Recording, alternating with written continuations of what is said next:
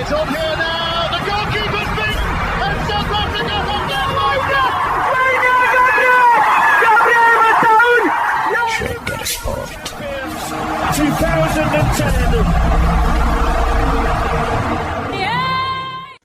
ሰላም ጤና ይስጥልን እንደምናላችሁ የተከበራችሁና የተወደዳችሁ የሸገር ስፖርት ዊዝ አበበ ግደይ የዩቲዩብ ቻናል ቤተሰቦቻችን በያላችሁበት እጅግ አስደሳች ጊዜን እያሳለፋችሁ እንደሆነ ተስፋ እናደርጋለን። መልካሙን ሁሉም ለናንተ እንመኛለን። ታዲያ ይህንን ሸገር ስፖርት ዊዝ አበበ ግደይ የሚለውን የዩቲዩብ ቻናላችንን ሰብስክራይብ አድርጉት፣ የደውል ምልክቱን ተጫኑትና አዳዲስ ፕሮግራሞችን ስንለቅ መልእክት ይድረሳችሁ። ላይክ በማድረግ እንዲሁም ደግሞ ሊንኩን ለሌሎች በማጋራት በተከታዮች ቁጥር እንድንበዛ የምንሰራቸው ፕሮግራሞችም ብዙ ሰዎች ጋር እንዲደርስ የምታደርጉትን ጥረት አጠናክራችሁ ቀጥሉ እንላለን። እስካሁን ላደረጋችሁልን ድጋፍ፣ እገዛ እና እኛን ለማንቃት ለሄዳችሁት ርቀት በሙሉ ምስጋናችን ትልቅ ነው። በጣም እጅግ በጣም አድርገን እናመሰግናለን። አርሰናል አንድ ወይስ ሁለት ዋንጫ ነው የሚበላው? ሁለት እኮ ሊበላ ይችላል። አንድ ወር ይችላል። አሁን እሱ ሁለት ሊሆን ይችላል። አለ እድሉ አለ። ፕሪሚየር ሊጉ ላይ የበለጠ እድል አለው። ቻምፒዮንስ ሊጉ ላይ እኩል እድል አለው። ስለዚህ ሊሆን ይችላል። ይሄንን ታሪካዊ የሚባለውን የውድድር ዓመት ታሪካዊ ማስታወሻ ሰጥተን ለናንተ ደስ እንድትሰኙልን ለማድረግ ጥረት እያደረግን ያለነው ኤርጋንዶ ትሬድ ኤንድ ኢንዱስትሪም በዚህ ላይ ተሳትፎ አድርጓል። በጣም እጅግ በጣም አድርገን የምናመሰግነው ታላቅ ቤተሰባችን ነው።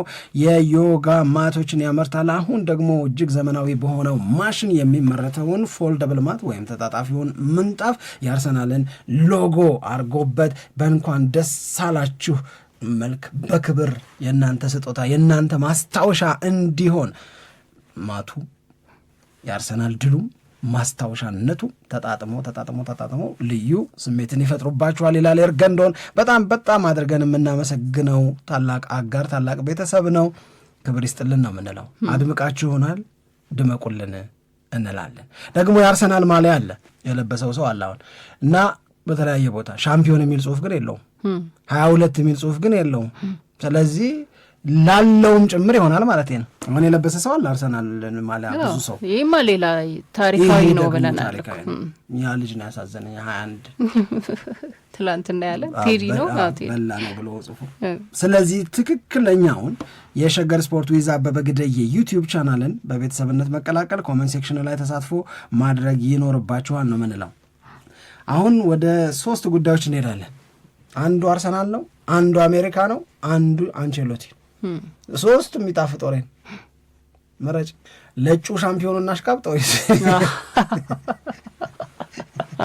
ይሻለናል?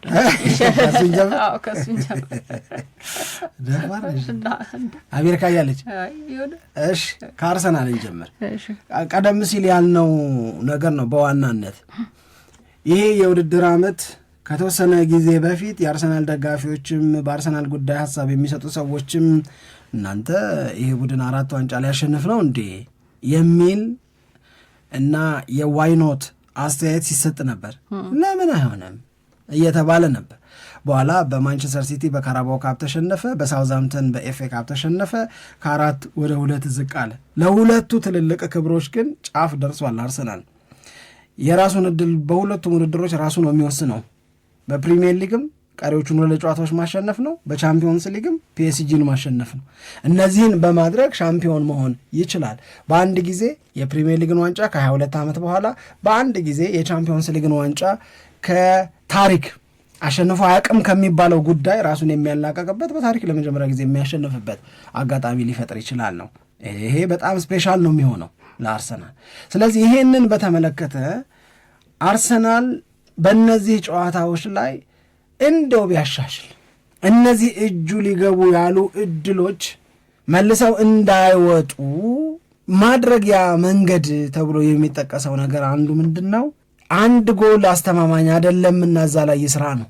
የአንድ ጎል ድሎች ኪሳራን እንዳያመጡ እዛ ላይ በመጪዎቹ ጊዜያቶች ላይ ጥንቃቄ ቢያደርግ ሞር ዲማንድ የሚያደርግ ቢሆን አይሻልም ወይ ብለው መካሪዎች ነው ሀሳብ እየሰጡ ያሉት የአርሰናልን የዘንድሮ የውድድር ዓመት እውነትም ጭምር በመዘርዘር ማለት ነው። አርሰናል በዘንድሮ የውድድር ዓመት በርከት ያሉ ጨዋታዎችን 1-0 አሸንፏል። 1-0 ብቻ አሸነፋቸው ወደ 10 የሚደርሱ ጨዋታዎች አሉ። በአንድ ጎል ልዩነት ደግሞ ከዛ በላይ የሆኑ ጨዋታዎችን አሸንፈዋል። አርሰናል በዘንድሮ የውድድር ዓመት በርከት ያለ ዳጎስ ያለ ጎል እያስቆጠረ ያሸነፋቸው ጨዋታዎች ብዙ አይደሉም፣ ግን ነበሩ። አሪፍ ሆነ። እንደዚህ ነው አርሰናል ምናምን የተባለበት ሊድስ ዩናይትድን 5-0 ያሸነፈበትን ጨዋታ ታስታውሱታላችሁ መቼም። ይሄ ነሐሴ ላይ የነበረ ጨዋታ ነው። ኖቲንግሃም ፎረስትን 3-0 በሆነ ውጤት መስከረም ላይ፣ አትሌቲኮ ማድሪድን 4-0 በሆነ ውጤት ጥቅምት ላይ፣ ነሐሴ፣ መስከረም፣ ጥቅምት እንግዲህ እያየሽ እና እያያሽ ከዛ ህዳር ላይ እንደዚሁ አርሰናል ቶተናምን 4-1 በሆነ ውጤት አሸነፈ። ባየር ሚዩኒክን ደግሞ 3-1 በሆነ ውጤት አሸነፈ። ያኔ እንዲህ ሲያደርግ አርሰናል ላይ አለመመካት አይቻልም ነበር። ችግሩ እንደዛ አልቀጠለም ነው። የውድድር ዓመቱ የበለጠ እየገፋ ሲመጣ በጎል ተንበሽብሾ ማሸነፍ የሚባሉት ነገሮች ደግሞ እየቀነሱ መጡ። በጣም ጠባብ በሆነ ልዩነት ማሸነፍ የአርሰናል ልምድ መሆን ጀመረ። ይሄንን ማስተካከል አይቻልም ወይ? 1-0 ባለድል መሆንን አበዛው አርሰናል ይሉና ትንሽ ወደ ኋላ ሄዶ ትንሽ ሳይሆን አክቹዋሊ ወደ 1980ዎቹ እና ወደ 1990ዎቹ መጀመሪያ ላይ የአርሰናል አሰልጣኝ የነበሩት ጆርጅ ግራሃም የሚባሉ ሰው አርሰናል ቤት በጣም የሚታወቁበት ዋነኛው ምክንያታቸው የእሳቸው ቡድን ያኔ በ1980ዎቹ መጨረሻ እና በ1990ዎቹ መጀመሪያ ቬንገር ከመረከባቸው በፊት ማለት ነው 1-0 ድል ቱቲ ነው ነፍ ነው። ያንን ዘመን መልሶ እያስታወሰን ነው ይሄ ቡድን ይሄ የዘንድሮ አርሰናል የሚለውን ነው የሚያነሱት። ስለዚህ እንዲህ ያለው ነገር መቀየር፣ እንዲህ ያለው ነገር ትኩረት ሊሰጥበት ይገባል። 1-0 ዌስትሃምን ማሸነፍ አሪፍ ነው 3 ነጥብ እስከተገኘበት ድረስ። ጨዋታው በጣም ፈታኝ የነበረ ከመሆኑ አንጻር ቆንጆ ነው፣ ነገር ግን አስተማማኝ አይደለም። ያቺ የ95ኛው ደቂቃን ጎል እኮ ክሪስ ካቫና አጽድቀውት ቢሆን ኖሮ እኮ በቃ ድሉ አስተማማኝ ስላልነበረ ማለት ነው። እንዲህ ያሉትን ነገሮች ከበርንሌይ ከክሪስታል ፓላስ እና ከፒኤስጂ ጋር በሚደረጉ ጨዋታዎች ዋጋ እንዳያስከፍሉ ትንሽ ጨምር አድርጎ ማግባት፣ ትንሽ ጨምር አድርጎ ማሰብና መዘጋጀት አይገባም ወይ ብለው ያነሳሉ። ኒውካስል ዩናይትድን፣ ዌስትሃም ዩናይትድን እንዲህ ያሉ ውጤቶች ናቸው አርሰናልን እንዲያሸንፍ ያደረጉት። 1-0 በዛ ስጋት ይሄ ነው እያሉ የሚቀጥሉ ሰዎች አሉ። ምን ትያቸዋለሽ? አይ ልክ ነው። ይህንን ለማብራራት ከአርሰናል ደጋፊዎች የተሻለ ስሜት ያለው ሰው ማግኘት ራሱ የሚቻል አይመስለኝም። ባለፈው ጊዜ በፕሮግራማችን ላይ ካነሳነው ነገር መካከል አንደኛው የአርሰናል የውድድር ዓመትን በተመለከተ ስናነሳ በጣም ኢንጆይ ከማድረጋቸው ይልቅ ስጋት ውስጥ የተሳቀቁበት አጋጣሚ ይበዛል። አሁንም ብናነሳው ለምሳሌ አርሰናል ይህንን የውድድር ዓመት ዋንጫ አንስቶ ቢያጠናቅቅ እና ምንድነው ትውስታችሁ ብለን ብንጠይቃቸው ብዙዎቹ የአርሰናል ደጋፊዎች እነዚህን የጭንቀት ጊዜያት የሚያስታውሱ ይመስለኛል። የተሳቀቁበትን አሁን የዌስትሃሙን ጨዋታ በተመለከተ ሶሻል ሚዲያ ላይ አይተ ከሆነ በቃ በህይወቴ ከሰማኋቸው እና ከማረሳቸው ምርጥ ድምጾች መካከል አንደኛው ብለው በቫር ጎሉ ሲሻል ያለውን ነገር ያስቀምጣል።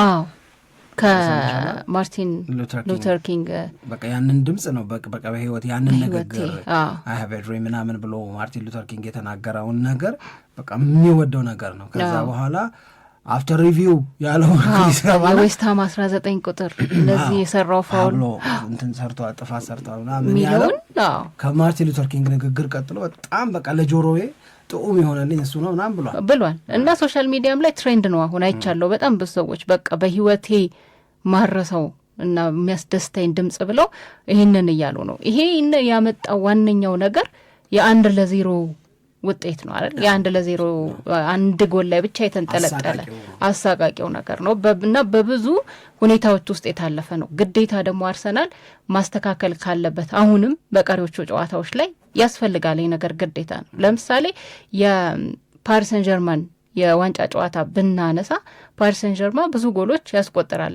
እንደምናውቀው። እንደውም በሻምፒየንስ ሊግ እስካሁን ድረስ ብዙ ጎል ካስቆጠሩ ክለቦች መካከል አንደኛው እሱ ነው እና ብዙ ጎል የማስቆጠር ችግር የለበትም።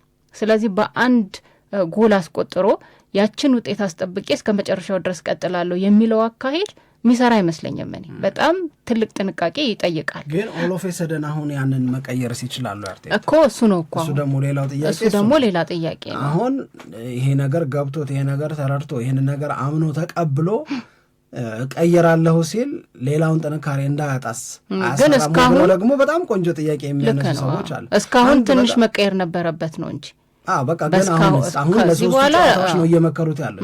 እኔ ለሶስቱ ጨዋታ ምንም መልክህን አትቀይር ነው የምለው። በለመዱት በሚያውቁት ነገር የቻሉትን እያደረጉ መቀጠል ነው እንጂ የተሻለ የሚሆነው ያምታታል እኮ አንዳንዴ። ይኸውልሽ የሚያውቁት ነገር አለ፣ ጭንቀት አለ፣ ለድልና ታሪክ ለመስራት መዘጋጀት አለ። እዚህ መሀል ላይ መጥተሽ የሆነ አንድ አዲስ ነገር ለሞክር እላለሁ አደጋ አለው።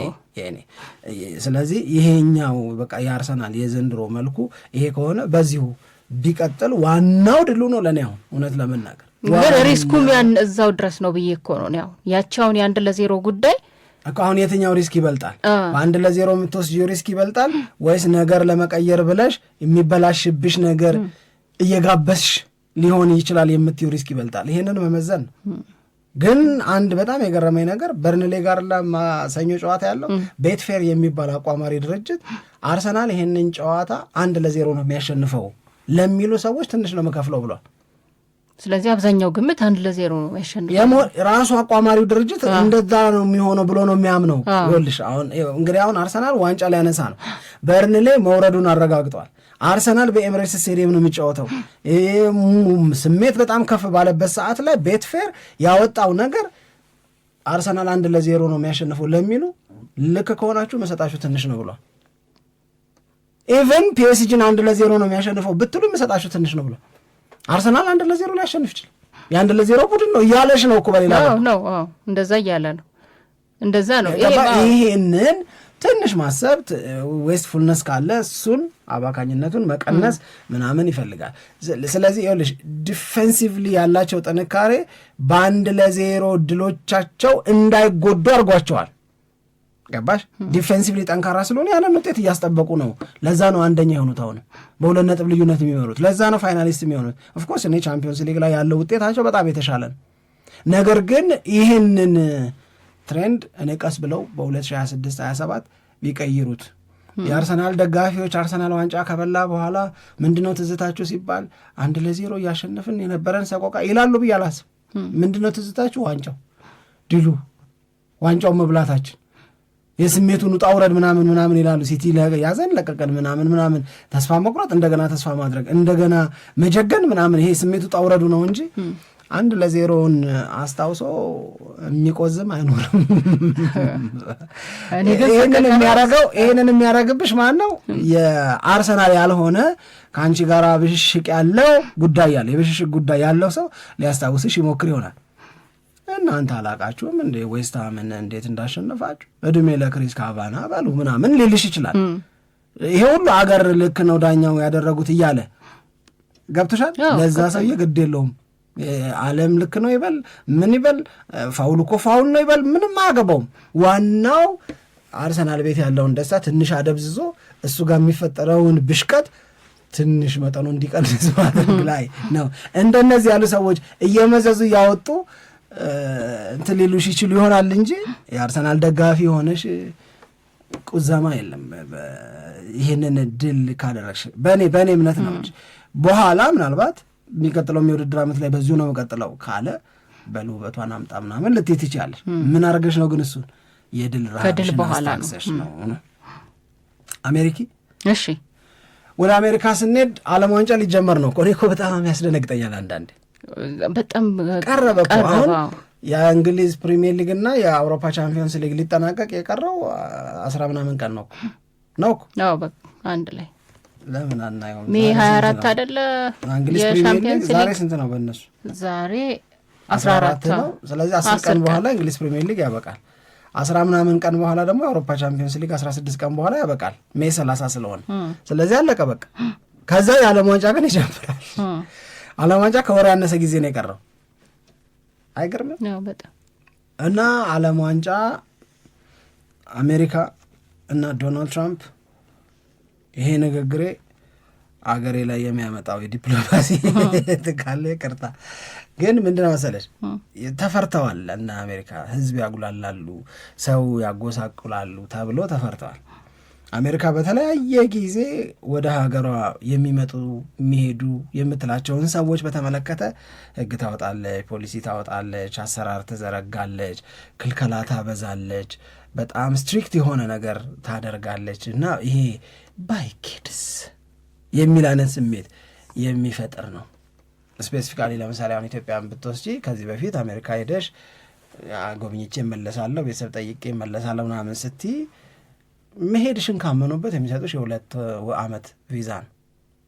አሁን ቀርተዋል እሱ። አሁን መሄድሽን ካመኑበት የሚሰጡሽ የ3 ወር ነው። ስለዚህ ሄደሽ ትመልስ ምንድን ነው መሰንበት እያለች ነው ማለት ነው።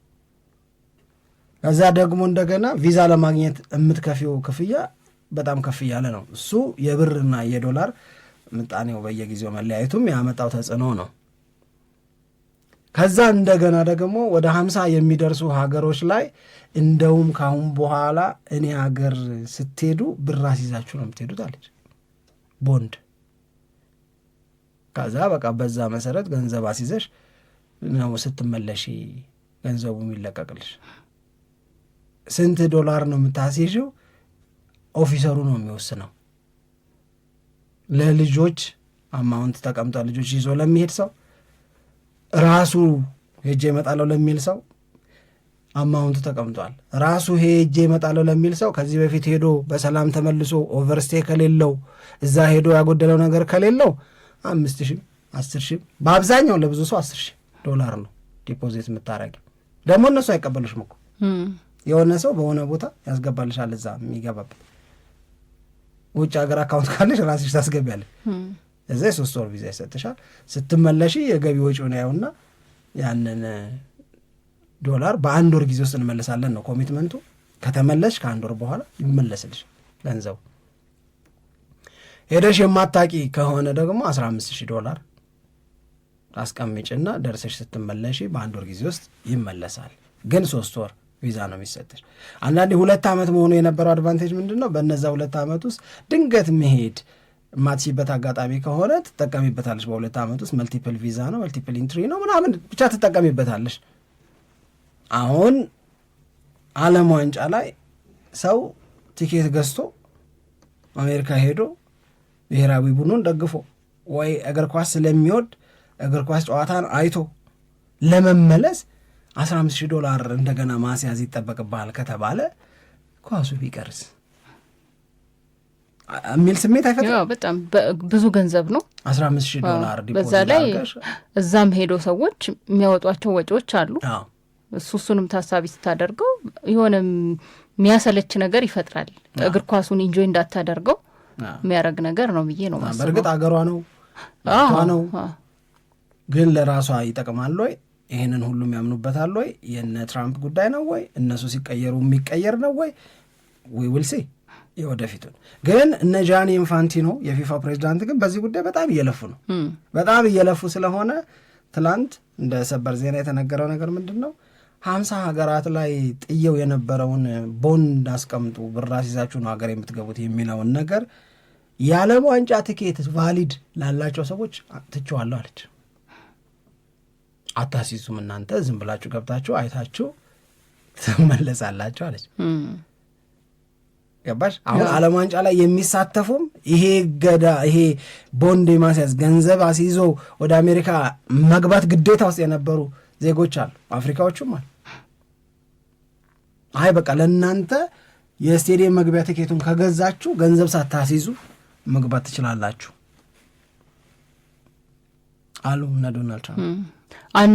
አንድ አማራጭ ነው መቼም ጥሩ ነው ግን የሚያነጋግር መሆኑ አይቀርም ይመስለኛል። በተለይ መጀመሪያም ላይ ይሄኛው ሲቀመጥ በቃ ግዴታ ማስያዝ አለባቸው ወደ አሜሪካ የሚሄዱ ሰዎች ይህን ያክል ገንዘብ 15,000 ዶላር ማስያዝ አለባቸው ሲባል ብዙ ሰዎች አስተያየት የሰጡበት ጉዳይ እንደነበር አስታውሳለሁ። እና በኢንፋንቲኖና በትራምፕ መካከል ብዙ ውይይቶች ነበሩ በየጊዜው። ሰውየው ለፍተዋል። በጣም ለፍተዋል። ኢንፋንቲኖ በኢራን ጉዳይ ላይ ለፍተዋል። ኢራንንም ለመመለስ እሱንም ለመመለስ በጣም ጥረት ሲያደርጉ ነበረ። ግን ያሁኑ የተሻለ ነው። ግን ለሁሉም ሀገራት ደግሞ አይደለም እንዳልከው ለ50 እንደዚህ አካባቢ መጀመሪያም የተጣለው እኮ 50 ሀገራት ላይ ነው እንዴ? 50 ሀገራት ላይ ነው ቦንድ ማስያዝ ግዴታ የነበረው። አሁን የነዚህ ቦንድ ማስያዝ ግዴታ ተጥሎባቸው የነበሩ ሀገራት ዜጎች ኢትዮጵያ በዓለም ዋንጫ ላይ ላተ አንቺ ስፖርት ጋዜጠኛ ነሽ፣ ቲኬት አገኘሽ፣ ከዛ የሆነ ሰው ላከልሽ፣ ከዛ ያንን ቲኬት ተጠቅሜ ይህንን እነዚህን የዓለም ዋንጫዎች አይቼ ፕሮፌሽናል ኬሪየሬን እንትን አረጋለሁ ብትሽ ደቡብ አፍሪካ እንደሄድ ነው አይነት አለ አሜሪካ ደርሼ ሪፖርት አረጋለሁ፣ በዛውም ደግሞ አይ ዊል ኤክስፒሪየንስ አስ ስፖርት ጆርናሊስት አይ ዲዘርቭ ዛት ምናምን ካልሽ 15 ሺህ አይልሽም ኦፊሰሩ እዚያ ለሁሉም ነው የተነሳ። ግን ቲኬት ላለው ሰው በአብዛኛው የሚጠቀሙበት ዓለም ዋንጫ ያለፉ ሀገሮች ናቸው። እነሱ ቲኬት ስለሚያገኙ አሎኬት ይደረግላቸዋል ቲኬት አይደል? የእነሱ ሀገር ዜጎች ሲገዙ አይጉላሉም ነው። ነገር ግን እንደ እግር ኳስ ወዳጅ ሙያሽ፣ ስራሽ እዛ ላይ እንደተመሰረተ ሰው በተለያየ መንገድ ቲኬት ልታገኝ ትችላለች። አንቸሎቲ ሊልኩልኝ ይችላሉ። ምን ነው ምንም እውነቴን እኮ ነው። እንደዛ ቲኬት የምታገኝበት እድል ካለ የራሱ ፊፋ ኢንቫይት ሊያደርግሽ ይችላል። የፊፋ ተጋባዥ ከሆንሽም 15 ሺህ አምጣ ምናምን አትባይም። እሺ ትልቅ ነገር ነው። ትልቅ ነገር ነው ደግሞ ሰዎችም ወደ እግር ኳሱን ለመመልከት እንዳይሄዱ ካደረጋቸው ነገር መካከል አንደኛው ይሄ ይሆናል። ቀላል ገንዘብም ስላልሆነ ቀላል እንዳልሆነ ቀላል አይደለም። ስለዚህ ቅድም ያልኩት ነገር ደግሞ የበለጠ እዛም ሄደው ብዙ ወጪዎች ስለሚኖሩባቸው ያም ደግሞ የበለጠ ያላቸውን አቅም ያላገናዘበ ነው የሚል አስተያየት የሚያሰጥ ነው። ግን ይሄ አሪፍ ነገር ነው። 3.4 ሚሊዮን አካባቢ አስቀምጠሽ ነው የምትሄጂው በአንድ ወር ውስጥ ዝም ብሎ የሚቀመጥ ብር ነው። ከዛ በኋላ ይመለሳል በሂደት። እሺ ግን ያለው አሁን ለጊዜው ለዓለም ዋንጫ ቀርቷል። ይሄ ለሁሉም አይደል፣ ቲኬት ላላቸው። እሺ በጣም አሪፍ ነው። የዓለም ዋንጫን ጉዳይ በተመለከተ ብዙ ደግሞ አዳዲስ ነገሮች እየተሰሙበት ነው። የአንቸሎቲን ጉዳይ ለማንሳት በቂ ጊዜ አለን። ያምራል በጣም ቆይታቸው በጣም ምን ታስባለህ? አናባክ ነው። አይ በደንብ ለማብራራት በቂ አይደለም ብዬ ነው እስከ 5 ሰዓት ተኩል ድረስ። ኦኬ ስለዚህ ሌላ ነገር እናንሳ። አንድ አጠር ያለ የምናነሳው ሌላኛው ጉዳይ የአርነ ስሎት ጉዳይ ሜጀር እየተደረገ ነው። እናቆየው እናባራው በሚል ማለት ነው። የምር ሲሪየስሊ ከዚህ ሰውዬ ጋር እንክረም ብለዋል የሊቨርፑል ሰዎች። አርነ ስሎትን ከዚህ በላይ እድል መስጠት ሊቨርፑልን መጉዳት ወይስ ሰውየው ራሳቸውን በድጋሚ ማረጋገጥ ይችላሉ ብሎ መተማመን ሊቨርፑልን መጥቀም ነው? የቱ ጋር ነሽ አንቺ? አይ እኔ በደንብ መታየት አለበት የሚለው ላይ ነኝ። አሁን ችግሩን የሚመስለኝ አርነ ስሎት ከሊቨርፑል ጋር ቢለያዩ ወደ ሊቨርፑል ማን ይመጣል የሚለው በዛው ልክ እኮ እሱን ነው። አሁን አሎንሶ ላይ ሊቨርፑል ተዘናግቷል የሚሉ ነገሮች የርገን ክለብ መመለስ ቢቻልስ? እሱማ ምን ጥርጥር አለው? ማንም አይኑን አያሽም። ግን የአርነ ስሎት ጉዳይ ግን የሆነላቸው አልመሰለኝም። በተለይ ባለፈው የውድድር ዓመት የእሳቸውን የአሰልጣኝነት ውሳኔዎች የሚፈልጉ ነገሮች ላይ ብዙ ክፍተት ተፈጥሮ አይተናል። ጨዋታዎችን እየተመለከቱ በማስተካከል የሚወስኗቸው ውሳኔዎች ብዙ ጥያቄ የተነሱባቸው ነገሮች አሉ ይመስለኛል። የተጫዋቾችንም ማኔጅ በማድረግ በኩል ሳይቸገሩ አይቀሩም እና እነዚህ ነገሮች ስታይ እንደገና አሁን ከሊቨርፑል ደግሞ የሚወጡ ወሳኝ የሚባሉ ተጫዋቾች አሉ መሐመድ ሳላህን ጨምሮ እነሱ በሌሉበት የአርነ ስሎት የውጤታማነት ጊዜ የሚቀጥለው የውድድር ዓመት ይሆናል ብሎ ተስፋ ለማድረግ የሚያስቸግር ይመስለኛል። ባለፈው የውድድር ዓመት ያየነው ነገር እንደዛ ተስፋ ለማድረግ አያስችልም በእኔ በኩል። የኦናናስ ጉዳይ በኦናና በኩል ደግሞ ኦናና ያው ወደ ማንቸስተር ዩናይትድ መመለስ ይፈልጋል። ይህንም በተደጋጋሚ የተናገረው ነገር ነው። ማንቸስተር ዩናይትድ ግን እዚህ ነገር ውስጥ አልገባም ብሏል። በቃ ኦናና ወደ ማንቸስተር ዩናይትድ የሚመለስበት እድል የለም በዩናይትድ በኩል እያሰብ ነው አይደለም ግን አሁን የሚጫወትበት የቱርኩ ትራብዞን እኮ ኦናናን ማስፈረም ማቆየት ይፈልጋል፣ ግን ደሞዙ በጣም ከፍ ያለ ነው። እንደገና አሁን ደግሞ ማንቸስተር ዩናይትድ ወደ ሻምፒየንስ ሊግ አልፎ የለ ሻምፒየንስ ሊግ መግባቱ በኦናና በሚያገኘው ገንዘብ ላይ እንደገና ቦነስ አለው፣ ጭማሪ አለው። ያንንም ደግሞ ጨምሮ ሊከፍል ነው ማለት ነው። ይሄ ለቱርኩ ክለብ አሁን ለሚጫወትበት ክለብ ለትራብዞን ስፖር የሚታሰብ አይደለም። እንፈልገዋለን ብሏል። ኦናናም ደግሞ ወደ እንግሊዝ መሄድ ብቻ ሳይሆን የማንቸስተር ዩናይትድ ተጫዋች መሆን ብቻ ሳይሆን በአውሮፓ መቆየት ይፈልጋል። በአውሮፓ በሚጫወት የሆነ ክለብ ላይ መጫወት ይፈልጋል። ቤተሰቦቹም ያንን ይፈልጋሉ። ግን አሁን ባለው በምቾት ሁኔታ ውስጥ ነው የሚገኘው። በዛ ሁኔታ ውስጥ እንዳይቆይ ግን የእሱን ደሞዝ መክፈል፣ ለዝውውሩም ደግሞ በቋሚነት ለማስቀጠል እሱንም ማኔጅ ማድረግ ለእኛ ከባድ ነው የሚል ነገር በክለቡ ማንቸስተር ዩናይትድ እንደዛ ማለቱ ግን ነውር ነው ራሱ ለማንቸስተር ዩናይትድ። ይሄ ልጅ ማንቸስተር ዩናይትድ ሊጠቀምበት አይፈልግም፣ ልክ ነው። ሊመልሰው አይገባም፣ ልክ ነው። እኔ እና አንቺ ስንለው ልክ የሆነውን ያህል ግን ማንቸስተር ዩናይትድ አልፈልገውም ሲል ግን ልክ አይደል። አይ እንደዛ አይነት ሀሳብ የለንም ነው አሁን ድጋሚ አይባልም፣ እንደዛ አይባልም። ምክንያቱም ሸክም ነው ማለት ነው ለአንቺ። የአንቺን ሸክም ሊወስድልሽ እንደዚህ የገፋሽው የሚዘጋጅ ሌላ ሰው ማግኘት በጣም ከባድ ገብቶሻል ማለት ነጎሼት አድርጎ ወደ ሌላ ክለብ ቢሆን ወውልሲ የእሱን ሲቹዌሽን እናያለን። ከልጁ ጋር ማውራ ይሄን አላለ ሲስተማቲክ የሆነ መልስ፣ ዲፕሎማቲክ የሆነ መልስ፣ የሌላውን ግብ ጠባቂውን የመፈለግ ፍላጎት የማይጎዳ የማይገፋ መልስ ነው እንጂ የምትመልሽው አልፈልገውም ካልሽ አንቺ የማትፈልጊውን ነገር አንቺን በሚጠቅም ዋጋ ቢያንስ የሚወስድልሽ የለም። አንቺ መጀመሪያ ቆልለሽ የሰጠሽውን ሳምንታዊ ደሞዝ እኔ እሸከምልሻለሁ የሚልሽ ሰው አታገኝ። ከኦናና ጋር መለያየት ከሆነ ማንቸስተር ዩናይትድ የሚፈልገው የተሻለው መንገድ አልፈልገውም ብሎ ወይም እንደማይፈልጉት በሚያሳብቅ መንገድ መናገር ነው ብዬ አላምንም። ይሄ አንዱ ማንቸስተር ዩናይትድ ቤት ውስጥ የተከማቹ ችግሮች አሉ። ከነዚህ የተከማቹ ችግሮች መካከል አንደኛው ተጫዋቾችን ሲያስፈርሙ ለተጫዋቾቹ የሚሰጡት ረጅም ኮንትራት፣ ለተጫዋቾቹ የሚሰጡት ውሉ ላይ የሚቀመጠው የገንዘብ መጠን የጨካኝ ነው። ቡድኑ ላይ የሚጨክኑ ሰዎች የሚሰጡት አይነት ውል ነው።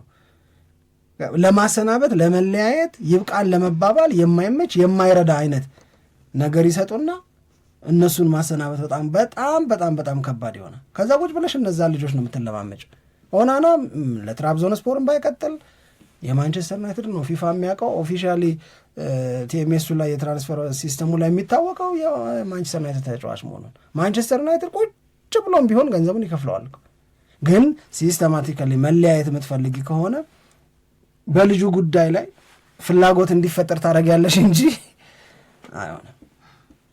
እኔ በዋናነት እቺ መኪና አማራኝ አለች ከጄ ብቻ ትውጣ እያልሽ መኪናውን በጥሩ ዋጋ መሸጥ መመኘት ማለት እኮ እሺ ሞተር ወርዷል እንዴ ምናምን ይልሻል።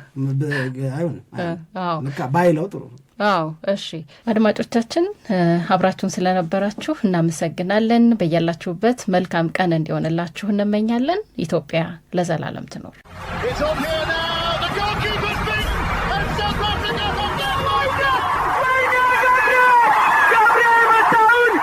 Shaker Sport 2010